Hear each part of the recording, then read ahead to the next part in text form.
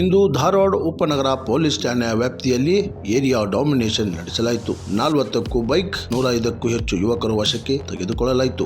ಸಾರ್ವಜನಿಕರಿಗೆ ತೊಂದರೆ ಉಂಟು ಮಾಡಿಕೊಂಡ ಪೋಖರಿಗಳಿಗೆ ಬಿಸಿ ಮುಟ್ಟಿಸಲಾಯಿತು. ತ್ರಿಬಲ್ ರೈಡಿಂಗ್, ಅಂಡರ್ ಏಜ್ ಯುವಕರು ವಾಹನಗಳನ್ನು ಓಡಿಸುತ್ತಿರುವುದು ಎಲ್ಲರ ಮೇಲೆ ಸೂಕ್ತ ಕ್ರಮ ಕೈಗೊಳ್ಳಲಾಯಿತು. ಮಾನ್ಯ ಎಸಿಪಿ ಪ್ರಶಾಂತ್ ಸಿದ್ದನಗೌಡರ್ ಎಚ್ಚರಿಕೆ ಸಂದೇಶ ನೀಡಿದರು. ಇದೇ ಸಂದರ್ಭದಲ್ಲಿ ಎಸಿಪಿ ಪ್ರಶಾಂತ್ ಸಿದ್ದನಗೌಡರ್, ಸಿಪಿಐ ದಯಾನಂದ್ ಶೇಗುಣಸಿ ಹಾಗೂ ಎಲ್ಲಾ ಪೊಲೀಸ್ ಸಿಬ್ಬಂದಿಗಳು ಹಾಜರಿದ್ದರು.